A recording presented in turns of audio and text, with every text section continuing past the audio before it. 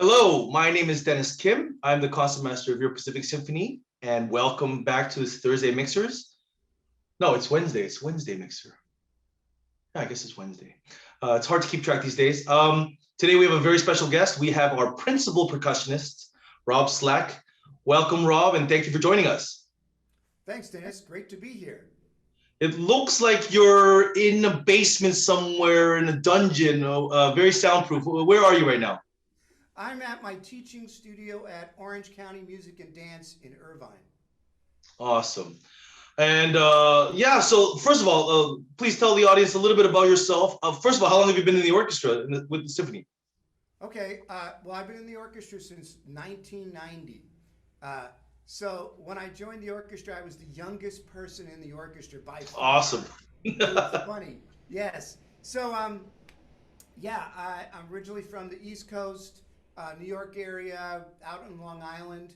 And so we, both Dennis and I went to Curtis, and then, although not together, but different times. And so I was doing some graduate work and I hit the audition circuit and I ended up winning the job here. So I moved to California and thus the California adventure began. Rob, we already have a comment. Your volume is too low. Can you put the mic closer or scream your comments? Let me see here now. Maybe I can... Oh, that's better already. Is that better? I'll just hold this thing. Yeah, maybe. Yeah. That's better. Okay. And of course, as always, if anyone has any questions for me or Rob, chat or Q&A, thank you already for commenting on that because we don't want to not hear you, Rob. Right. This is very helpful. So you went to Curtis and then you won this job. So obviously it's a different orchestra now than it was back then. What are some of the biggest changes? Oh my gosh. Well, the orchestra has always been great. I remember playing my first services, hearing the Pacific Chorale, I mean, it was incredible. Off the bat, I was like, I'm going to stay here. It's wonderful, So, of course, we had Louise DiTullio and Bernie Dillon was principal trumpet. Louise was principal flute, Barbara Northcutt. So, we had a different horn section. It was very different. There were also like logistical differences because we were in the old hall, which had its own acoustic challenges. Sure. And we would rehearse at the Symphony Center, which is now like a hole in the ground. They tore it down. But it was a crazy place to rehearse. It had this like fake floor because the original floor was, tilted. It was in the middle of Santa Ana. So we would rehearse there classics. And we would do a classics, family, and pops all in 1 week. So percussion-wise, it was crazy because we did a lot more contemporary music, I would say, then, too. So you'd have these huge setups. You would set this thing up at the Symphony Center, play it, tear it down, move it to the Performing Arts Center, set it up again, and then tear it down, set up the pops, tear that down, set up the family, put the classics back up. So it was those weeks were, pretty intense doing all that stuff and resetting all the equipment and all that stuff. So it was different in that way. When we moved into the new hall, logistically, it was a lot easier because we could set something up for the rehearsal, leave it there the whole week, most often. And of course, the acoustics were better and the schedule was better. And it was a huge improvement moving to the new hall. Absolutely. Rob, I promise this is the last time I'm going to say this, but they're saying your mic is still not set high enough. Really? Okay, wait. Maybe it's some kind of volume setting. Wait, that's better. Is that better? Is it better, everyone? Rosalind, Kathy? It sounded fine before. We usually have a... Is that better? No, it's not better, they say. All right. How about that? Is that better? We can do this for an hour. All right. You know what? Let's try losing the microphone. And oh my gosh. So Linda said that I should just speak less noisy. So maybe I'll just talk like this. Well, how about that? I'll just hold this thing up. Maybe. Oh, man. Linda asked me to be quieter, and that'll be more helpful. Yeah. Those violins are always way too loud. I could use my computer microphone and just ditch this thing altogether. Yeah, either one, but either you put the mic really close to you, or yeah, ditch it altogether. This? I'll just hold it. That's perfect. It's like a real interview. All right. Okay. So, you know, when you said that when you came out here and the orchestra is amazing, it's funny because you know, when we were in school, Mueller used to always say, "This is the best orchestra you'll ever play in, the Curtis Symphony," and it was kind of true because the level was really high, and then of course the passion with these students was very high, and sometimes you lack that in the professional orchestra. But like you said, the Pacific Symphony is amazing, and the energy, you know, right from the downbeat of the first rehearsal, it was a very special feeling for sure. Yeah, we tend to, I mean, people don't get burned out like they do in some full-time, you know, major orchestras that are super cranking it out. I mean, you know, I feel that people appreciate being in Pacific Symphony every day and every rehearsal and every week and every, you know, I know I certainly do. You know, I'm still excited about going to rehearsals and playing concerts, you know.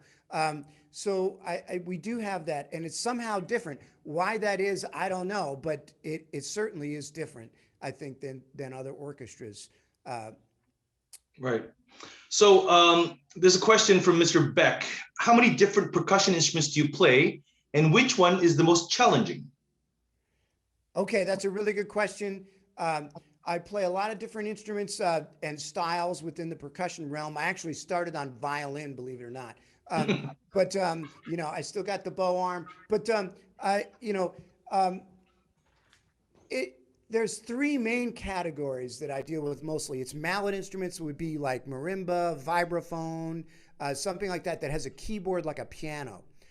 And then there are non-pitched percussion instruments like snare drum or bongos, Latin percussion things, India tabla from India, or so those would be non-pitched instruments. And then you have the like a timpani, which is they're pitched. So you know, have the combination of hitting it with a stick and as a drum, but it's actually pitched. So those would be the three main categories. And I really try to tackle everything as equally as possible. So, you know, if a timpani part comes up, I'm going to be ready for that. And, you know, or if there's a big mallet part or whatever. And I also try to be as versatile as possible. So you hear later I'm into jazz, playing jazz. And, you know, I also play, you know, Bach and all this other stuff on the marimba. So, you know, as a percussionist, it's really important, especially if you're going to work. You've got to be versatile, you know. You can't be like, well, I only play the marimba. Well, you know, how many marimba gigs are there? You know, so you got to be able to do whatever's needed well. So when you're auditioning for an orchestra, do you have to play all those instruments, or do you just pick the ones that you play really well? How does that work? Okay, the audition thing, I know you've discussed this. I've watched some of these. You know, it's screened for Pacific Symphony, which is one of the reasons I took the audition. I checked that out beforehand. And so they give you a list of excerpts, and there's often like, you know, 30 or 40 excerpts for a percussion instrument, percussion audition. So you might have 5 glockenspiel excerpts, 2 vibraphone excerpts, a marimba solo, and, you know, maybe 8 xylophone excerpts, or, you know, 6 or 7 snare drum excerpts. You're going to have tambourine excerpts, crash cymbal excerpts. You're going to have triangle excerpts. Sometimes they're castanet excerpts, or, you know, and sometimes there's timpani on the audition as well. So, usually an orchestral percussion audition is going to cover most of those instruments that I mentioned. Yeah, I've been a part of a lot of percussion auditions, and really some of these guys or people, I was hoping that I could play my violin as well as they do one of these instruments, but they can play all those instruments at such a high level. It's incredible. Some of the funniest excerpts are like for cymbal, you know, just playing Paganini violin concerto as softly and quietly, but perfectly in rhythm. It's just incredible, the execution and the dexterity. Are you like other percussionists? Are you sitting there and beating on this plastic thing all day long? You mean do I play on the drum pad a lot? Yeah, just I know people who just do that all day long. They're just sitting back there, just Oh yeah, practicing. yeah. When you especially when you're up and coming, but still I practice a lot. Um, what I tend to do is practice things that are going to challenge me more. So like I'll write a piece and practice that, or I'll work on some jazz improvisation, or I'll do snare drum chops. I'm fortunate that I've still got good chops, so I don't have to work that as much as something maybe you try to practice things that are going to be more challenge. You know what I mean? Yeah. I think this goes straight into our clips. So I heard, like our colleague Jim Self, you also compose a little bit, and you have a project coming up. Actually, can you set that up? And I think that we have a little clip. Yeah. So this piece is called After Satie, and there's a composer, Eric Satie, French composer, and he wrote this very soothing music. That it has this very linear, very colorful, kind of a slow pace, and I thought, wow, this stuff would be great for the vibraphone. And so I thought, well, let me write a piece that's in the style of Eric Satie, as if he wrote a piece for the vibraphone.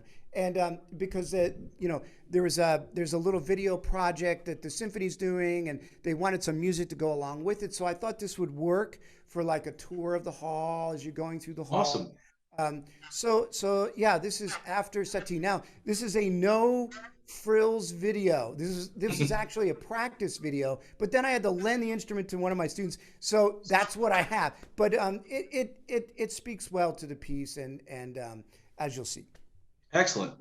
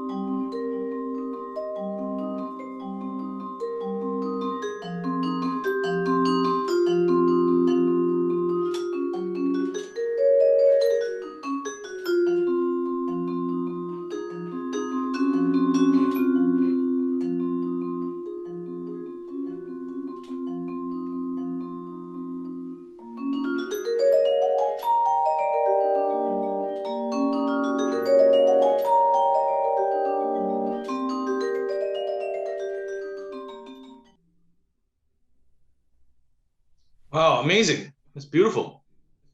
Thank you, thank you, thank you. So yeah, fun project, fun project. So just giving people, what do I do outside of the org? And what does the do? Because a lot of times we're back there, and you don't really get to play a lot of notes like that. It's more color and placement and things like that. No, it's during this pandemic, I'm getting to know some of my colleagues, and yeah, you guys all have some special talents.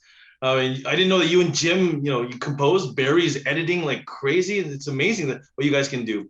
But it was a beautiful piece, and as you can see, there's so many comments on how beautiful that piece is, and yeah, I can't wait for the project to be finished. And you're not going to be in your basement there somewhere.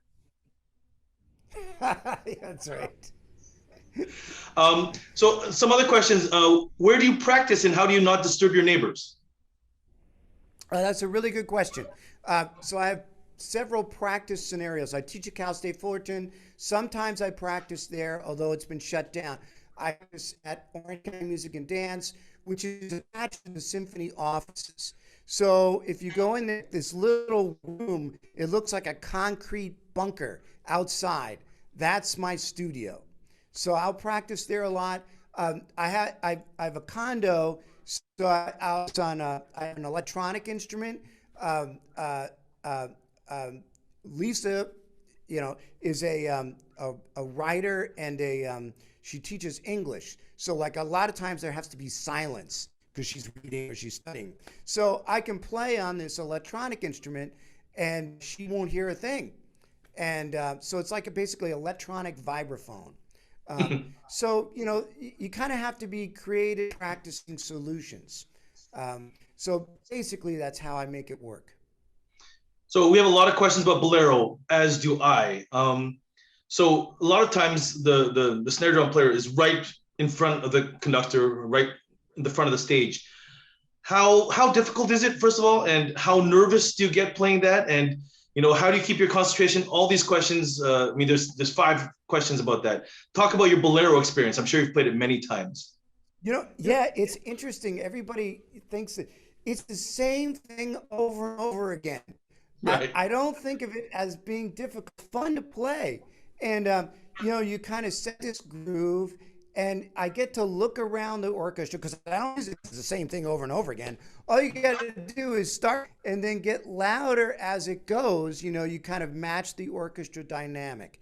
And, I can look around and, at the different players when they have their solo passages and accompany them, and it's a really nice experience, and so Bolero, I think the difficulty of it is a little bit overrated. I mean, you got to have good hands and good time and all that stuff, and a good instrument with a good sound, and but it's really fun to play. I enjoy it when it comes up.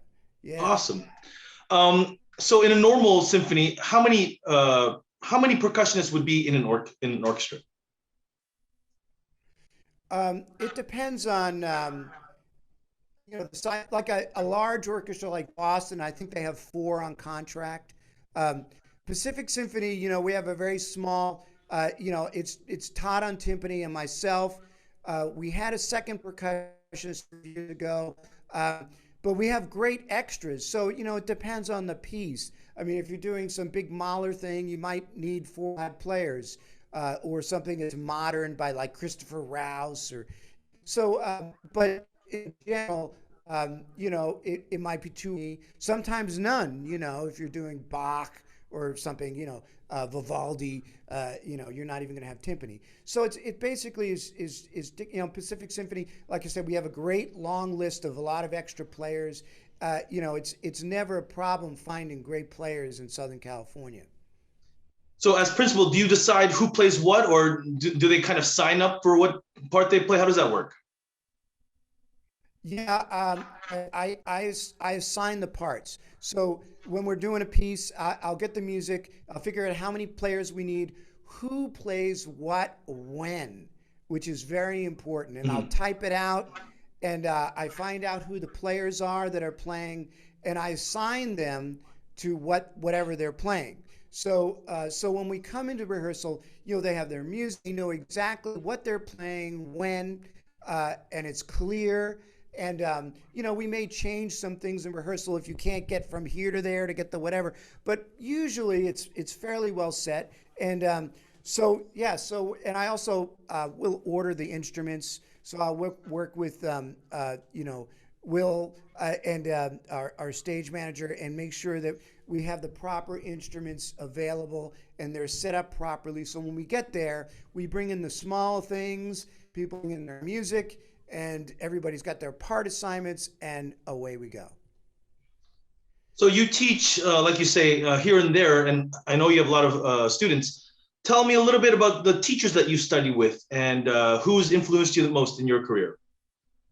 Well, I've been really lucky to have really great teachers, I mean, throughout. And as you know, it's kind of like a paper chase, You're looking for the best minds and the best teachers, and teachers that work with you. In high school, I actually graduated early from high school. I went to a state college, SUNY Purchase. At that time, I studied with Chris Lamb, who's in the New York Philharmonic. And he was a really great teacher for me. And also Duncan Patton, who was one of the timpanists at the Metropolitan Opera. So I used to go down to the Met for my lessons from Westchester County. And they were great teachers. And, from there I went to Curtis. And Jerry Carlos, who was the timpanist at that time of the the Philadelphia Orchestra. So I worked with him, and he was just like, all we did at Curtis was timpani. There was nothing, And then also Michael Buxban, who was the principal percussionist, would come in and do like a group class every 2 weeks or so. Later, Jerry Carlos went out to Indiana. Mr. Buxban took over. And then, so I graduated from Curtis, and there was a little, well, what am I going to do? Law school maybe, or this or that. I thought about, I stuck with the music thing, and I worked with some great jazz teachers too. Joe Morello, who was the drummer for Dave Brubeck in the 50s, and Joe was actually a concert violinist when he was young. He played the Mendelssohn with the when he was 10. And then later he picked up drums. And he was, like a more of a jazz drummer, amazing technician. I used to drive out to Jersey for lessons with Joe. He was incredible. So I studied with Joe, then worked with Chris Lamb, getting Ray, who's he's retired now, but he founded the New Jersey Percussion Ensemble, and also a great teacher. And then when I came out here, I worked with Charlie Schumacher, who's a vibe player and teacher, very famous LA jazz teacher of jazz improvisation. And so I worked a lot with Charlie for several years. A really, really great guy. I used to drive up to Camarillo for lessons, and really great. As you really want to seek out those teachers that you feel know what you want to know, and work with them. And the whole teaching, learning thing, as is like this. So, even when you're teaching, sometimes you think about what you're doing and find new ways to rethink either a technical problem. Every student is different. It's a creative process. Finding ways to uniquely solve their individual challenges and motivate them, and they're all different. So, one student might respond, they might have a certain technique that works for them that you try on them. Or, they might have certain strengths and weaknesses. They're all different, and it's, so the learning, finding great teachers, and then teaching, it's all kind of intertwined in the same kind of creative process, at least for me, Oh, absolutely. And during Corona, have you been teaching online or in person? How has that been? It's been a combination. Last semester we did live lessons at Cal State Fullerton, and I've been teaching some live lessons at Orange County Music and Dance, some online. This semester we're all online at Cal State Fullerton. but we're just back now live at OCMD. This is like my second week teaching live here. So it's great to see the students, and obviously it's a different experience being live than online. You know, there are advantages to it, I would say, and so it's really nice, you know, to be teaching live. Absolutely. I have some friends who are percussion teachers, and they've actually said, you know, this distance learning, sometimes they just have the student record it and they get feedback like that. So for percussion, you know, some teachers have said it hasn't been as big a problem because for violin, I mean, the touch and all these things, there's so many things that we need to work on. But I heard with percussion, it's been a little bit less challenging. Do you find that to be the case? The videos can work if you don't have a really good internet connection, and some students don't. And you know, I have a variety of students at OCMD. Some of them are, you know, don't have good internet connections at home. So the video can work for them. Yeah, the video, if they send you a video, it's not going to have the delay problems, and you can get a better idea of what they're doing. And you know, the teaching style is going to be different online. You're gonna have different priorities. There are different expectations. But yeah, when you're talking about the subtleties of touch and you know, very subtle techniques and tone production, it's really hard to do that stuff online.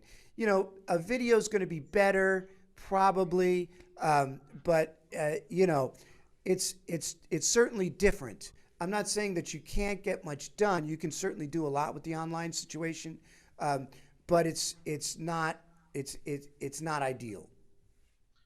Mr. Beck has a question about, so have you played studio works and have you played on John Williams' works, and how was the experience? Okay. I did a concerto with John Williams. He wrote, there's a piece for vibraphone and saxophone. It's from the movie Catch Me If You Can. And I did that with Pacific Symphony, with John conducting. It was a great experience. I've also worked with them in San Diego Symphony. No, I haven't had the opportunity to work with him in a studio. I haven't really pursued the whole studio thing. Some people are like, I really concentrated on Pacific Symphony and my teaching. You know, if they're going to call me for a studio, occasionally I'll do something. But, that takes a huge, at least in the percussion world, like political effort. And I'm more interested in playing and less interested in politics. So, that's really not my thing. So I really enjoy the orchestra and teaching. The LA thing, it's different. You got to be up there. You got to lobby people. You got to do all that stuff. And that's a lot of, and I'd rather play some jazz, That's just me. And as many of you know, John Williams' brother is a timpanist. Isn't that right? Yeah, that's right. Don Williams. He also went to Curtis. Oh, I didn't know that. Yeah, he studied with Fred Hinger when Fred Hinger was the timpanist in the Philadelphia Orchestra. Yeah. So we have a question about the piece that you played. Can you explain how you're using the pedals for the xylophone or vibraphone? Okay. The pedal, when you depress the pedal, then the bars ring. And when you let the pedal up, there's a damper bar which will press on the bars and inhibit their vibration. But it's not like an on and off thing.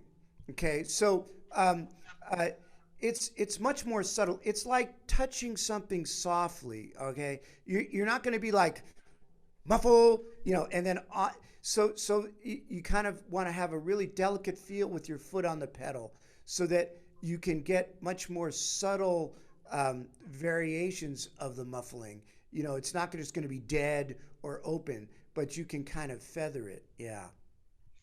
So I have a question from Matthew, and I'll paraphrase a little bit. Hi, Mr. Slack. What's your dream gig other than Pacific Symphony?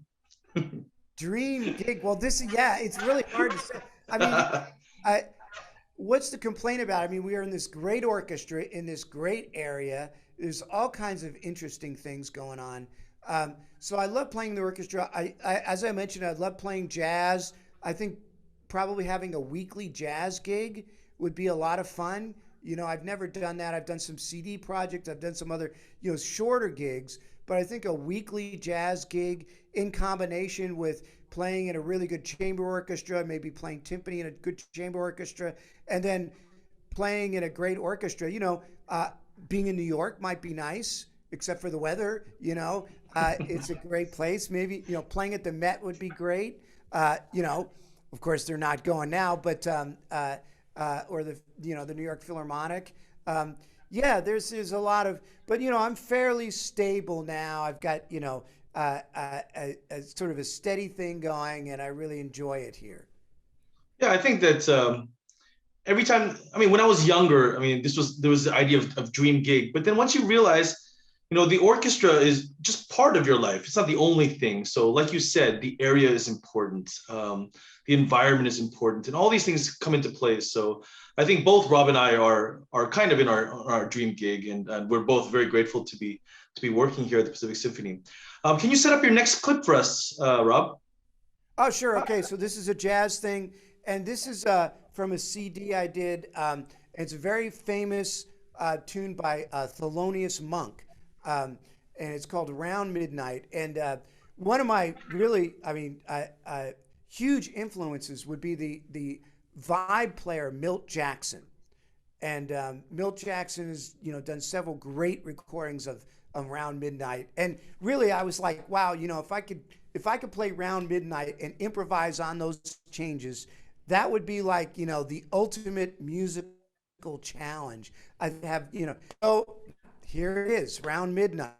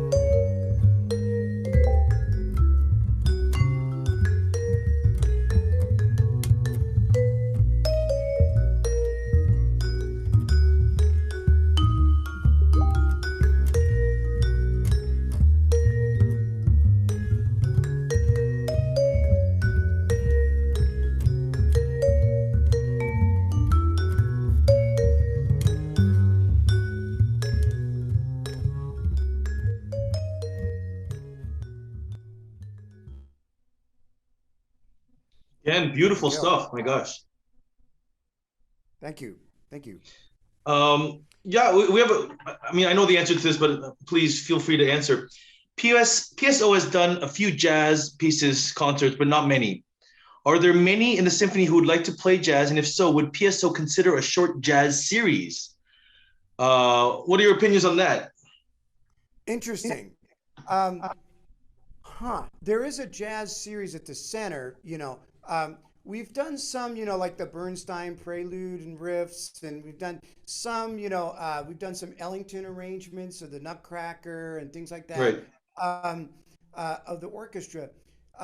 We would need a jazz bass player and a jazz keyboardist. I'm not sure that, and then, you know, I play a lot of drums, so I could cover the drum stuff and some vibe stuff as well.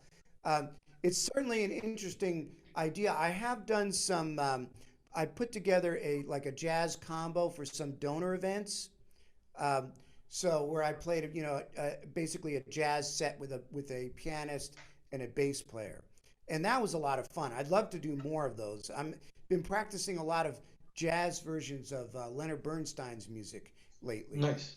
So yeah, that would be fun. Yeah. No, I mean, right now, I think every orchestra and every arts organization has to, think outside the box a little bit and try to think of what we're going to do once this is all over. And so any of you out there who has a good idea, please, send questions or suggestions to our management. I think that we're all ears, and we're here to try to accommodate what people want to listen to. And we need to be creative, because we can't just have the weekly classics every week and play Beethoven and Brahms. And we have to think and try to make as many people happy. So I think that's a great idea. We will ask the people above us, our bosses. So I have a funny story, so I'm going to ask you first. Are there any funny stories from the percussion standpoint in the back of the stage? No, we're not very funny. No, yeah. Oh, sure. I've got one. It's an ABT story. So we're in the pit. We're doing some new ballet. It's like, a new composition. And one of the things that happens in ballet, if you're a percussionist, sometimes you don't play for a long time, like 800 measures. And you're counting like 1, 2, 3. And you're like 800 measures. So usually the person who has the entrance next counts, right? So everybody waits for them to play, and then you know where you are and you play. So you don't have 4 people sitting there counting. You got one who's got the next entrance. And so my colleague, who's now retired, he looks at his music and he realizes he's got this huge room who's going to play next. And he goes, I don't want to. So I'm over doing something else. So he writes a note into my part. It was a triangle part, so that I would be the next person to play. And he puts like the date on it. It says ABT 215, whatever it is.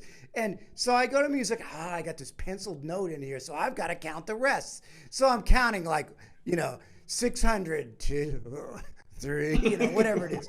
And now, one thing you don't want to do when you're in an orchestra is what you call play in a hole, right? So a hole would be a rest. So if the orchestra, da da da da da da da da da, you don't want to play in that pause, So here's this note that he arbitrarily wrote. So I'm counting. I pick up the triangle, counting. So here it comes, it's like, ding, right in a hole. So there I am, playing in a hole, this note, and the conductor stops, and he's like, well, I don't see that note in the score. And I'm looking over at him, he's laughing, he's just, this is great, so yeah. So there's a funny percussion story for you. I hope this doesn't take too much time, but indulge me. So I was in Hong Kong, and we're playing a modern Chinese piece, and it's like 3 minutes long, and it's a concert of only new music. So, I mean, it's a very special audience. Like the hall fits 2,000, but there's we're expecting 50 people in the audience. And we're rehearsing, and it's a world premiere, and we only have one rehearsal, of course, before the dress rehearsal and then the concert. In the rehearsal, the English conductor, no names, decides that the gong is too small. And so he asked them to find a bigger gong. And so they go all around Hong Kong and they can't find a gong. And he says, I know a gong in London that would be perfect for this. So they're like, well, you want us to FedEx that over? He's like, absolutely, we need that gong. So they do, they FedEx this huge gong, but it arrives after the dress rehearsal. So after the dress rehearsal, the percussionist is playing it and it has a great sound, and the conductor's like, exactly what we need. This is exactly what we need. So we get to the concert and the climax is coming, and the percussionist is not really sure if it's in 3 or in 6. And in the climax, he doesn't hit it. And the conductor's face turns blue, and that gong gets sent back to London, never being played in a concert. And you should have seen the conductor's face and the people just in the orchestra just laughing. It was a tremendous story. I'm sorry to take time from your mixer to tell that story. That's okay. The percussion thing, yeah, you're exposed. I mean, no matter what you're playing, you're the only person on that part, and it's a really obvious thing. So, yeah, you don't want to miss your one note. That would be bad. So a lot of people have been thanking you basically for being a great teacher. In my kids' junior high, you have the violinists, the flutists, the trumpet players, and then you have 7,000 percussionists. What makes a good percussionist? What makes a kid talented? What do you see in what are you looking for from a young percussionist? Okay, that's a really great question. What really helps if they've played another instrument previously. So, if they played piano when they were a little kid, if they sing in a choir, that really helps for pitch. Or they play a string instrument, that helps for pitch. Really good time is really nice to have, in a youngster. It's going to be the same as another instrument. So, a personality where they have some reasonable discipline and curiosity, and they're motivated to practice and work, and they want to learn. They have an open mind. They're curious. They're hungry to learn. The best students that I've had, they're like paper shredders, man. You give them anything and it's into the paper shredder. They're gonna analyze it and consume any information they can possibly get. Those are the very best, like that paper chase kind of a concept where they're actively seeking to learn. So, whether they become professional musicians or, do something else, if they have that passion for learning and the attention to detail, the patience to persevere through these things and really, perfect something. And, those are the qualities that you really look for. And, if they don't go into music, that's fine. It will help them no matter what they do, No, absolutely. And I talk to my colleagues, we joke about this all the time. The ones that are amazing, they're the ones who are not sure if they're going to go into music. But the ones who are less advanced, they know for sure they're going into music. Sometimes it goes that way. But, it's a long haul. And, they might not be the most advanced when at a certain point. But if they persevere and they keep working at it, they'll overcome a lot, So, people, like I said, they're all different. They have different strengths and weaknesses. They move at a different pace. And so you have to kind of work with that and understand where they're at. Yeah. No, and you've been with the orchestra on a few tours. Tell us some fun stories about going on tour with an orchestra. Because, in Pacific, I haven't been on tour yet. And, when I first came here, they said, oh, we're going to go to China every year. I was like, oh, it's amazing. And then, of course, Corona happened. But there must be some fun stories of tour life, especially as a percussionist. Do you bring all your equipment? We bring whatever's needed for the repertoire for that tour. Mm-hmm. Okay, so usually it's a lot of stuff. Timpani trunks and, set it, rims, xylophone, glockenspiel, whatever we need. We did have the last tour we did, we had one piece. It was the Schindler's List that had just one note. So we made a Schindler's Listophone. It was a student of mine that made it, and so he made this one-note vibraphone, and it was just one vibraphone bar suspended with a resonator underneath it, and you just played that one note at that time. So you know, you kind of you want to economize where you can with touring, something like that. Why bring the whole vibraphone? We only needed one note. Yeah, but the tours, you know, logistically, the percussion thing, the instrument thing in general with percussion is a huge deal. I mean, you guys buy one, a couple bows that are also expensive. We have like just a crap load of stuff everywhere. I mean, you know, it drives my girlfriend nuts. I mean, like, you know, that drum, I've never seen. Yeah, I've had that drum for years. I didn't just buy that yesterday on Craigslist.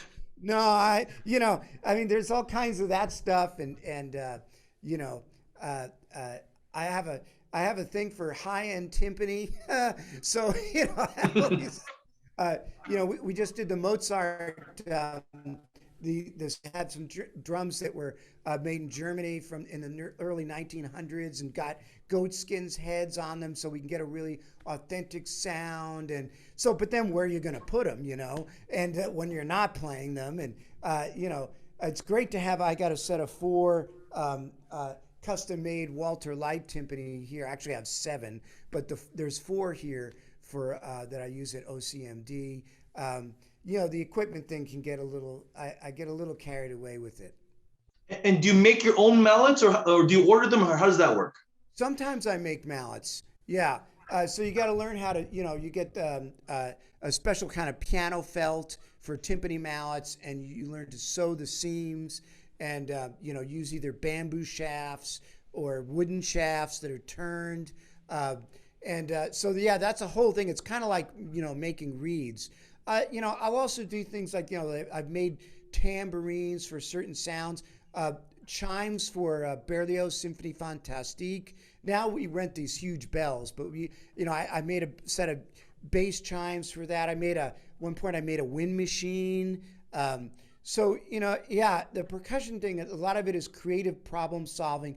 And, you know, the job essentially is fulfilling the artistic vision of the music director is really what the job is. So, you know, if they have a certain sound in mind, then that sometimes, you know, starts this whole creative process of, well, what can I make an instrument to get this sound, or how can I alter this instrument, or what kind of mallet can I make, so, you know, to produce the sound that the music director wants. You should make a t-shirt out of that. You should write that down, make a t-shirt out of it, put Carl's face on the back. I think it'd be perfect. We could sell them like hotcakes, because that's exactly how I feel. Our job is basically, you know, we're trying to do what the conductor asks, and that's about it. This is not chamber music. Unfortunately, this is not, we don't have 100 opinions. The opinion of the conductor is the one that we go with. And, you know, when the concert is over and when you're doing something else, then your opinion is important. But other than that, I 100% agree with you. Yeah, that's the job. Yeah. And there's no reason to, I mean, it doesn't mean that it's not creative problem solving. It's just a different kind of, you know, how can we get the sound that he or she asked for? And, you know, how sensitive can we be to their direction? And, you know, whatever we can do. Yeah. It's a different kind of a challenge than playing, you know, chamber music or solo stuff. But it's important. It's really important, and I still find it to be rewarding and interesting. No, absolutely. And being a part of an organization like this is fantastic. And having a boss who's so passionate about what he does. I mean, this is something that's you don't get everywhere. You know, some conductors, you know, that's their job. So true. Yes. Yeah. This is not Carl's job. I mean, this is everything to Carl, and you can see that from the first rehearsal and from the first phone call you have about the program and stuff like that. So it's fantastic. So another question here. I mean, do you have multiple sheds or storage units? I mean, how do you keep all these timpani and drums and Yeah, bells yeah, and whistles. I do. It's a little crazy. So I have one in Costa Mesa. I call it King Tut's Tomb. And so there's like, it's a ton of, I mean, it's like shelves filled to the top with all kinds of things. I mean, because, oh, we need pitched brake drums for this piece. Or, we need some tabla. Well, we need a C sharp tabla. Okay. I mean, occasionally we rent stuff, but most of the stuff, I mean, we need some taiko drums. I got taiko drums. I got Chinese lion drum that's 36 inches across. I mean, so, some is at the warehouse, the Symphony warehouse. Other stuff, I have 2 storage units. I have stuff at home. I have stuff at OCMD. I got stuff at Cal State Fullerton. I mean, it's a little crazy. Lisa's very patient with it. So you're not like sleeping on your drums. You're not sleeping with the timpani at all. Well, I would, but she wouldn't like that. Yeah, but I the condo, we try to keep it, somewhat normal. Yeah. Right. Daniel has a question. Or can you just talk about some of your? Not sure how much other understand how important our setup is as a percussionist in order to not just move from instrument to instrument, but also the ability to play 2, 3, or more instruments at the same time. Would you help explain and tell us about a few embarrassing misses because of either setup or other glitch? Oh, What was your most embarrassing moment in performance? oh, that's lovely. Let me share my embarrassing moment with everybody. Oh, gee, thanks. Wow, I'm trying to think about, because we really strive for perfection, and sometimes something might go wrong that really is not noticeable to other people. But to us, it's like, oh, God damn it, why didn't that thing come out? So occasionally things like that will happen. We were doing Firebird recently, and I missed the tuning change because you got to tune the pedals, and so there was one passage that didn't come out the way I wanted to because I didn't get the tuning change in time. So these things can happen. Fortunately, we had other takes and things like that. I mean, okay, all right, I got one. This goes back a ways, but when I was a student, I did a thing in Austria, and we were moving around a lot, and it was a Glock part. And so for some reason, somebody had dropped this instrument and the bars fell off of it, and we quickly put it together. So here I am playing this Glock part. And so, it had, a couple notes or whatever. And so I remember it was a B flat. So it comes and I hit the B flat, and it's the wrong note. The notes were put together in the wrong order. So, and my brain just completely like imploded. At that point, I'm hitting a B flat. It should be a B flat, but it's not. And I just completely shut down. I mean, I couldn't even think about what and so the guy next to me was like, Rob, the B flat and the B natural are mixed up. And I was like, oh, so there's one, I mean, yeah, percussion logistics are really important. So like, if you're playing a show or if you're playing like we do a lot of film stuff that's live, you got to have all your mallets, all of your instruments in the right position and your part marked so that, here's where I got to go to the vibraphone, or here's where especially for musical theater stuff, I've done, some at the Amundsen, and you've got to, with those things, you rehearse it like it is choreography. So, you know exactly when, you got to tune your timpani with your left foot while you're playing the log drum over here. And then, you've got an extra triangle beater so you can get to that triangle part while you're, all that stuff is incredibly important. If you are not organized and your logistics are not worked out, no matter how many marimba solos you can play and how beautiful, you are screwed, right? You have to be organized going into the first rehearsal on this stuff. You can't be, and setup and logistics, huge part of that. And having the right instruments, You know, sometimes you need a triangle machine, you know, because you don't have time to pick it up, and things like that. Or, you know, you need to make double-ended mallets so that, because you don't have time to switch them. So all that stuff is really, really important. I mean, I get to the hall pretty early before rehearsals and concerts, and whenever I get there, you're there and you're preparing and stuff. So it's a you can't get there 5 minutes before the rehearsal starts for sure. Yeah, no, that's asking for trouble. No, yeah, you make sure, even if it's a small thing, but especially if it's big. Yeah, generally my rule is an hour before. Right, So me I'm too. there an hour, you know, setting up, making sure everything's in order. Yeah. So Rob, if you could program a night with PSO, what pieces would you program? Oh my gosh, that's a tough question. It's a great Wow. question. Yeah. Huh. Um, okay. You know, Lemaire is beautiful, and Carl does. You know, I love to do. Um, uh, that would be a good one to do. Um, Something modern, maybe. Something by I like Rouse's stuff. Um, so a Rouse piece would be nice. Um, let's see. How fun is it to play the also sprocked timpani That solo? is fun. That is very fun. Of course, it's a long piece. You do this thing, and then you wait for a long time after that. But the opening is great. Yes. Yeah. Oh, yeah. Well, if you're playing timpani, I mean, then you're talking about timpani repertoire, the Rite of Spring. I love all the Brahms symphonies, particularly one, you know, Mahler 4, if you're playing timpani. Timpani's another animal, you know. Of course, all the Beethoven symphonies are great to play on timpani. You know, yeah. Oh, sure. No, so it's what I appreciate about you, Rob, is you always have this great smile and you're always so friendly.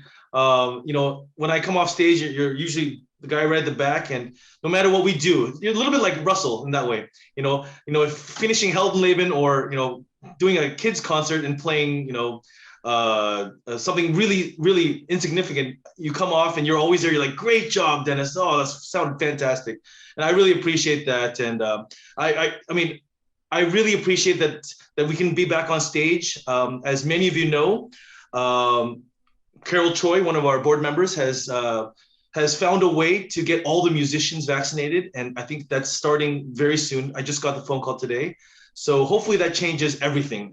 We can hopefully play a little bit closer and not with so many shields, and play bigger repertoire with more people. I mean, hopefully, that day is coming very soon.